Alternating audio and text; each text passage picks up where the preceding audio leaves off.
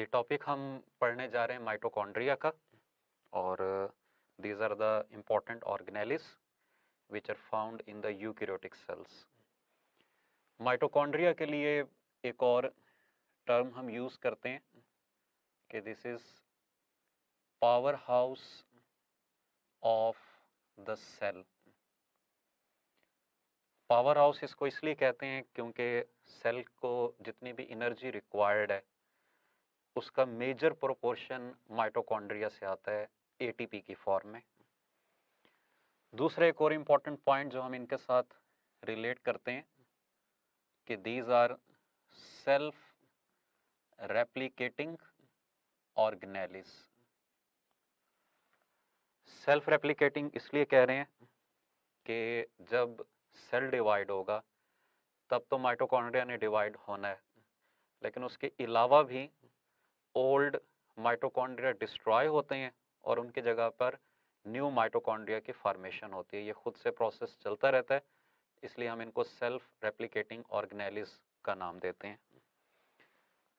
Mitochondria are also called as semi autonomous. Semi autonomous का मतलब है कि 50% ये न्यूक्लियस पर डिपेंड करते हैं और 50% ये इंडिपेंडेंट हैं, अपनी एक्टिविटीज को खुद परफॉर्म करेंगे। माइटोकॉन्ड्रिया का नंबर, इनका साइज और इनकी shape cell to cell vary करती है। लाइक नंबर इनका कम भी हो सकता है, ज़्यादा भी हो सकता है, and it depends upon physiological activity of the cell. जैसे हमारे liver cells, skeletal muscle cells, ये फिजियोलॉजिकली एक्टिव सेल्स हैं, इनमें माइटोकॉन्ड्रिया ज़्यादा होंगे। इनके साइज की रेंज अगर हम देखें तो they are 5 to 7 micrometer. Shape इनकी वेरी करती है, this can be in the form of rods, filaments और वेसिकल्स। और एक चीज़ हम ऑलरेडी पढ़ चुके हैं इनके स्ट्रक्चर के अंदर कि these are double membrane bounded organelles. अब हम इनके स्ट्रक्चर और फंक्शंस की तरफ आ जाते हैं। तो जैसे हमने अभी पढ़ा है कि these are double membrane bounded organelles, तो इनकी दो मेम्ब्रेन्स होंगी, एक आउटर मेम्ब्रेन और दूसरी inner membrane. Outer membrane is smooth, ये इसकी आउटर मेम्ब्रेन हो गई। इसका करेक्टर हमने पढ़ लिया कि दिस इज स्मूथ। और जो इनर मेम्ब्रेन है इट फॉर्म्स इन फोल्डिंग्स, ये इसकी इनर मेम्ब्रेन। इनर मेम्ब्रेन से बनेंगी इन्वेजिनेशंस, या हम इनको कह रहे हैं इनफोल्डिंग्स। और इन इन्वेजिनेशंस या इनफोल्डिंग्स को हम क्रिस्टी कहते हैं। ठीक है, सो यहाँ पर ये एक इम्पॉर्टेंट पॉइंट जो हमने याद रखना है कि cristae are actually the invaginations are the parts of inner membrane. So ये एक क्रिस्टा हमारे सामने आ गया। इस आउटर और इनर मेम्ब्रेन के दरमियान मौजूद स्पेस को हम कहते हैं inter membrane space. So this is the inter membrane space, या इसके लिए दूसरी टर्म हम यूज करते हैं आउटर कंपार्टमेंट ऑफ माइटोकॉन्ड्रियन। ठीक है, सो ये इंटर मेम्ब्रेन स्पेस है, या हम इसको कहेंगे outer compartment of the mitochondrion. और इस पोर्शन को हम नाम दे देते हैं इनर कंपार्टमेंट। ठीक है, ये आउटर कंपार्टमेंट, ये inner compartment, and this inner compartment is mitochondrial matrix. ठीक है, सो इस इनर कंपार्टमेंट को हम माइटोकॉन्ड्रियल मैट्रिक्स का नाम दे देंगे, which is the major portion of the mitochondrion. इस माइटोकॉन्ड्रियल मैट्रिक्स की अगर कंपोजिशन को हम देखें तो नंबर 1 इट कंटेन्स डीएनए, और यहाँ पर जो डीएनए का मॉलिक्यूल मौजूद होगा it will be double stranded and circular like that in bacteria. इसमें हिस्टोन्स नहीं होंगे, सर्कुलर होगा और विदाउट हिस्टोन्स होगा। It resembles with the DNA of bacterial cell. अब क्योंकि यहाँ पे डीएनए मौजूद है तो अल्टीमेटली आरएनए भी मौजूद होगा जो डीएनए से सिंथेसाइज होता है। आरएनए की तीनों टाइप्स होंगी, एमआरएनए, टीआरएनए और ribosomal RNA.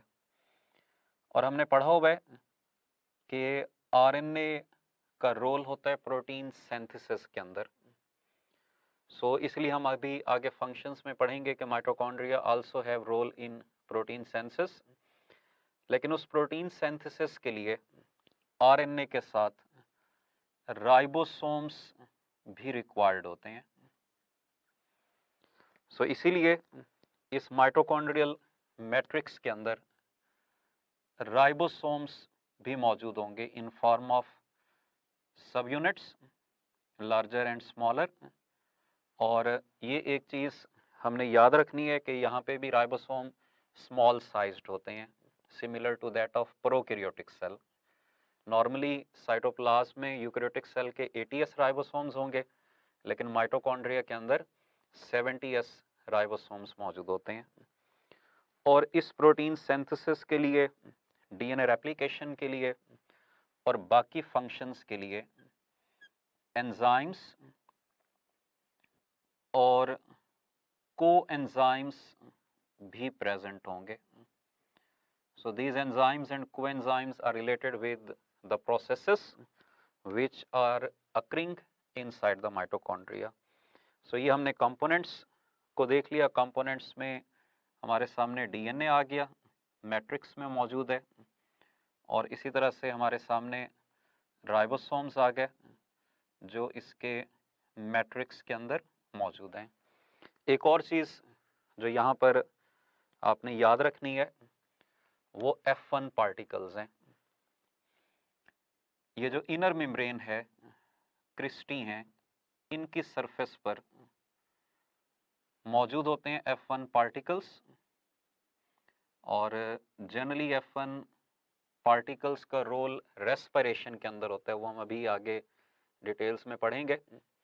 So these are attached on the inner surface of the inner membrane. Inner membrane की दो सरफेसेस हैं, एक इनर एक आउटर, और ये इनर के साथ अटैच होते हैं। जनरली इसकी डिटेल्स आपको बुक से मिल जाएंगी। इन F1 पार्टिकल्स के एक्चुअली दो पार्ट्स होते हैं, F0 और F1। और F1 का मेन रोल होता है यहाँ पर एंजाइमेटिक और रेस्पिरेशन के प्रोसेस के अंदर।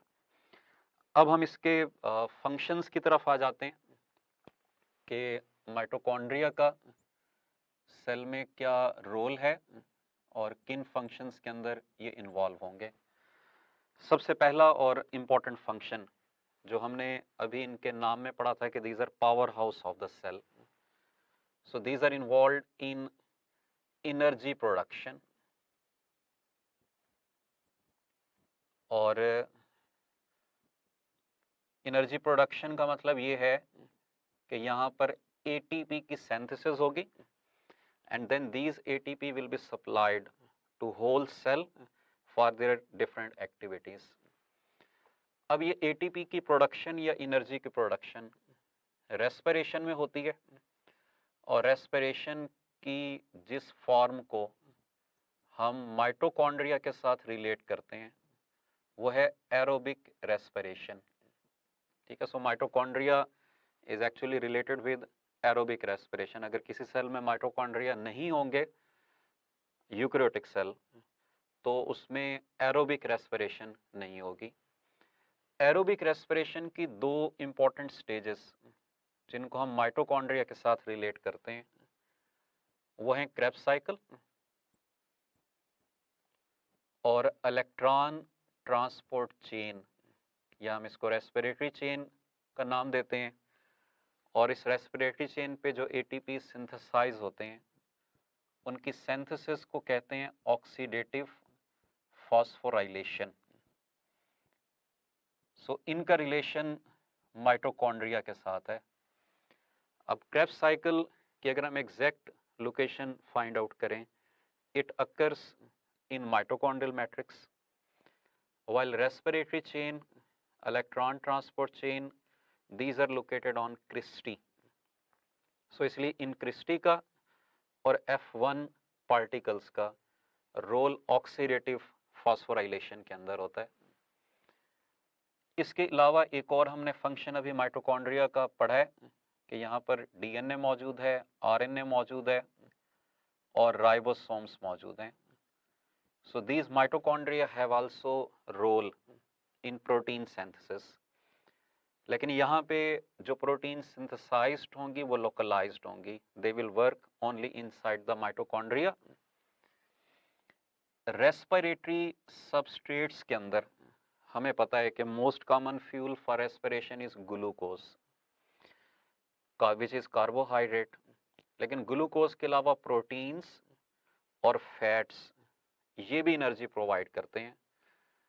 सो अगर फैट्स ने एनर्जी प्रोवाइड करनी है तो उनके मेटाबॉलिज्म के अंदर भी माइटोकॉन्ड्रिया का रोल होगा। सो एक और फंक्शन जो हम माइटोकॉन्ड्रिया के साथ रिलेट करते हैं, जो आप बुक्स में पढ़ोगे कि these are involved in fatty acid metabolism,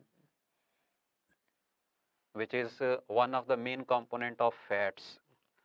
So fatty acid metabolism यहाँ पर किस पर्पस के लिए हो रहा होगा? Mainly for energy production. So ये मेन फंक्शंस हैं जिनको हम माइटोकॉन्ड्रिया के साथ रिलेट कर रहे होते हैं।